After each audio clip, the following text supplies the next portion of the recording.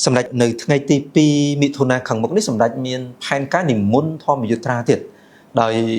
យោងតាមសេចក្តីប្រកាសរបស់សម្ដេចហ្នឹងគឺ100គីឡូហើយឆ្លងកាត់តំបន់មួយចំនួនដែលគ្រោះថ្នាក់ជាងការនិមន្តធម្មយុត្រាជិត300គីឡូកាលមុនទៅទៀត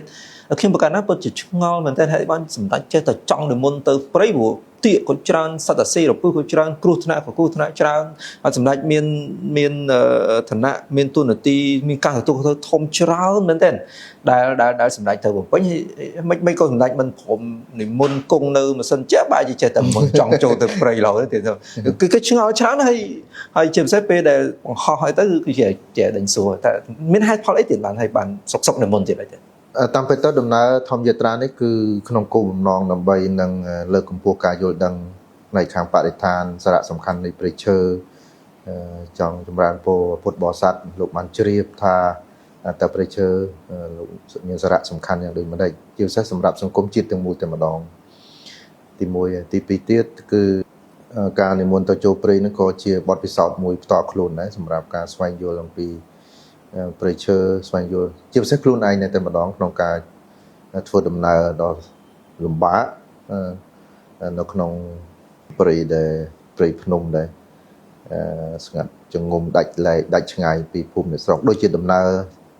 ថ្ងៃទី2នេះគឺរយៈពេល15ថ្ងៃហ្នឹងអត់មានភូមិតែយើងនៅក្នុងព្រៃសុទ្ធតែម្ដងគណាយើងនៅជាមួយធ្វើដំណើរក្នុងព្រៃសុទ្ធហើយខែនេះទៀតគឺខែភ្លៀងអញ្ចឹងក្រៅពីហ្នឹង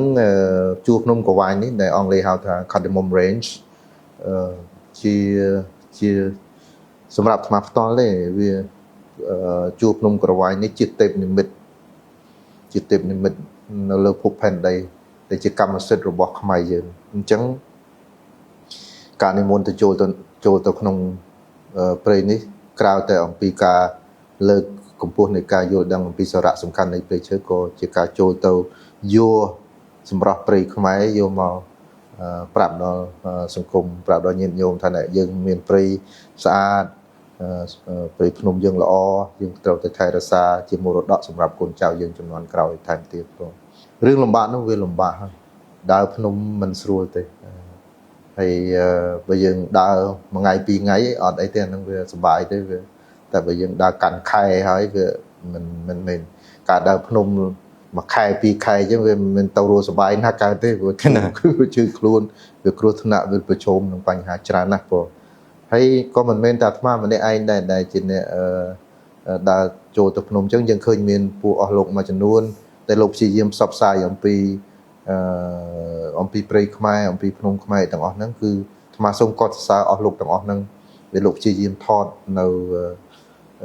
ទីកន្លែងដែលស្អាតសម្រាប់មកផ្សព្វផ្សាយចែកដល់សង្គមយើងទៅមូលថាយើងមានព្រៃស្រស់ស្អាតមានភ្នំមានទឹកជ្រោះមានអីនេះជាមរតកធម្មជាតិហើយអាមរតកនេះមិនមែនបង្កើតបានទេនឹងលោកទៀមទារាប់ពាន់រាប់ម៉ឺនឆ្នាំដើម្បីនឹងឲ្យវាคล้ายទៅជាជួរភ្នំកវាយនេះវាកាន់លានឆ្នាំផងអញ្ចឹងយើងត្រូវតែថែរក្សាត្រូវតែស្រឡាញ់ថានេះជាមរតករបស់យើងទាំងអស់គ្នាព្រោះនេះជាពុព្វហេតុមួយហើយក៏ថ្មីហ្នឹងក៏សូមថ្លែងអំណរអគុណចំពោះ VC News ដែលបានចូលរួមជួយក្នុងការរៀបចំបច្ចេកទេសវីដេអូហើយថ្លែងអំណរអគុណដល់សម្ដេចតេជោដែលលោកគ្រប់គ្រងចំពោះយុទ្ធនាការនៃការផ្សព្វផ្សាយអំពីព្រៃខ្មែរយើងជាពិសេសធម្មយាត្រាក្នុងការលើកកម្ពស់ការយល់ដឹងអំពីសារៈសំខាន់នៃព្រៃឈើនេះផងដែរតែសុំមិនតិចទៀតសម្ដេចហ្វឹកហាត់ខ្លួនឯងនៅឲ្យស្គាល់ការលបាយផ្សេងតែមិនដាច់មិនមែនកើតមកក្នុងតកូលនេះទេណាសម្ដេចកើតមកក្នុងតកូលដាច់បាយដាច់ទឹកបើនិយាយអ្នកស្រុកគេនិយាយថាដើររើសជាហាងហោបដូចកណាក្មេងហ្នឹង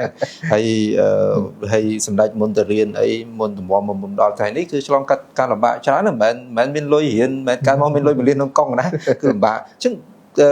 ចង់ធ្វើបាបខ្លួនឯងយ៉ាងម៉េចទៀតព្រោះគេតែងតែនិយាយថាយន់សញ្ញិតមានតែមួយអត់មានយន់សញ្ញិតពីរទេអញ្ចឹងមិនដាច់ថា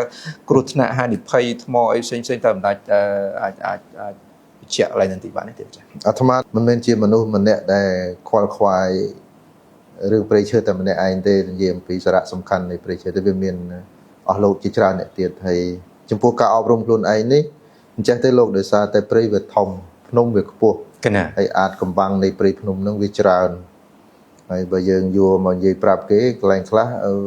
គេមិនជឿទេដោយសារតែយើងវាមិនបានឃើញនឹងភ្នែកវាមានបាតុភូតធម្មជាតិច្រើនដែរដើររយៈពេល2ឆ្នាំជាងនេះណាបាតុភូតធម្មជាតិពាក្យវាអត់មានអីប្លែកទេវាមានតែបាតុភូតធម្មជាតិដែលអាត្មាឃើញហើយរៀនខ្លួនឯងបានច្រើនតែដូចជាអាត្មាធ្លាប់ដើរមានពេលមួយនោះយើងដាច់ចង្ហាន់2យប់2ថ្ងៃយើងសិក្សាទៅឃើញអំពីការប្រែប្រួលនៃចិត្តមនុស្សក្នុងក្រុមនៅពេលដែលយើងដឹងថាយើងអស់អាហារបរិភោគតើចិត្តរបស់មនុស្សនឹងប្រែប្រួលយ៉ាងណាយើងរៀនសូត្រអំពីខ្លួនឯងពេលខ្លះយើងដើរតាំងពីម៉ោង6ព្រឹករហូតដល់ម៉ោង9យប់អីចឹងហើយដើរត្រូវឆ្លងកាត់នៅភាពអត់ធ្មត់ឆ្លងកាត់នៅត្រូវជំនះនៅការភ័យខ្លាចយប់ឡើងគឺអត់មានភ្លើងអត់មានអីទេយើងអ្វីដែលយើងគិតក្នុងចិត្តហ្នឹងយើងគិតថាវាមានតែអសេរពឹសមានតែសត្វសាហាវដែលវាកើតឡើងទាំងអស់ហ្នឹងវាជាមេរៀនមួយសម្រាប់អាត្មាដែលអាត្មាខ្លួនឯងផ្ទាល់ទេដែលកន្លែងខ្លះក៏មិនធ្លាប់ដែលពេលខ្លះយើងស្មានខ្លួនឯងខុសដែរណាដូចជាអាត្មាធ្លាប់គិតខ្លួនឯងថាអាត្មាខ្លួនឯងនេះមិនខ្លាចភាពអន្តកាលទេតែនៅពេលដែលយើងដើរចូលទៅកាន់ព្រៃជ្រៅដែលដាច់ពីមនុស្សប្រមាណយើងដើរមកទេអត់មានមនុស្សទេតែគ្នាយើងហើយវាយប់ឡើងពោពេញវាមានតែភាពអន្តកាលហើយនឹងសម្រែកសត្វព្រៃរាប់រយប្រភេទដែលស្រែកសន្ធប់នៅក្នុងព្រៃហ្នឹងអាហ្នឹងយើងអាចសិក្សាខ្លួនយើងថាតើយើងពិតជាមិនខ្លាចភាពអន្តកាលនឹងមានឬអត់ពេលនោះយើងខ្លាចចិត្តយើងអាចយល់ដឹងថាអូខ្លួនយើងនៅដំណាក់កាលប៉ុណ្ណេះចិត្តយើងក្លាហានប៉ុណ្ណេះយើងធ្លាប់ច្រឡំខ្លួនឯងថាក្លាហានប៉ុណ្ណោះអានេះសិតតែជាមេរៀនមួយដែលស្មារតីខ្លួនឯងហើយអត់ធ្មត់ដោយគ្រោះថ្នាក់ផ្សងវាយើងមិនទៅឲ្យគ្រោះថ្នាក់ទេការដើរធម្មយាត្រានេះមិនមែនទៅដើរធ្វើម៉េចឲ្យគ្រោះថ្នាក់ទេមិនមែនទេមានន័យចឹងទេគឺមានន័យថាដោយសារតែបំណងធំរបស់យើងគឺដើម្បីលើកកម្ពស់ការយល់ដឹងអំពីសារៈសំខាន់នៃព្រៃឈើក៏ប៉ុន្តែព្រៃវាធំអញ្ចឹងយើងត្រូវដើរចូលព្រៃធំហ្នឹងទៅអាចចាប់យករូបនៅទេពនិមិត្តលោកីហ្នឹងបានយកមកផ្សព្វផ្សាយនៅក្នុង